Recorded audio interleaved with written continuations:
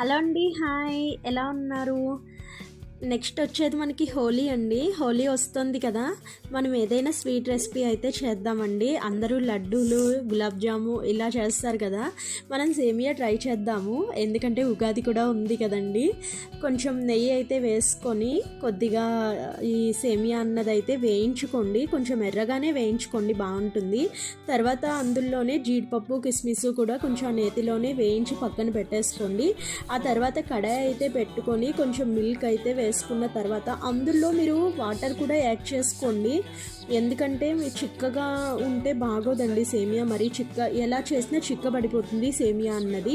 అది మరుగుతుండగానే మనం గంట సేపు నానబెట్టుకున్న సగ్గుబియ్యాన్ని అయితే యాడ్ చేసుకోండి. సగ్గుబియ్యం ఉడికింది అనడానికి మనకి పైగా తేలుతుంది అనమాట. పైకి తేలలేదు అంటే సగ్గుబియ్యం ఖచ్చితంగా అది ఉడకలేదని అర్థం అనమాట అండి.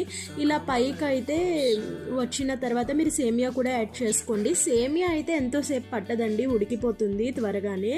కానీ మీరు వేయించుకునే దాన్ని బట్టి అయితే ఉంటుందండి సేమియా. ఇలాగా కొంచెం ఇలా మరుగుతూ ఉంటుంది కదండి, మీరు ఒకసారి అయితే చెక్ చేసుకోవచ్చండి సేమియా ఉడికిందా లేదా అన్నది.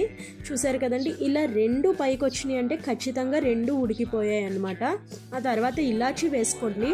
చాలామంది పౌడర్ కొట్టి వేసుకుంటారు కదా, కానీ నాకు ఇలాచీ ఇలా వేస్తే ఇష్టమని నేను ఇలా వేసుకున్నాను. మీరు కూడా కొంచెం మీ ఇష్టం అండి, మీరు ఎలా వేసుకుంటారో అలా వేసుకోండి. ఇలా మీరు కలుపుతూ ఉండండి.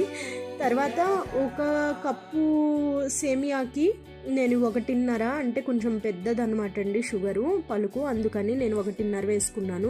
మీ తీపి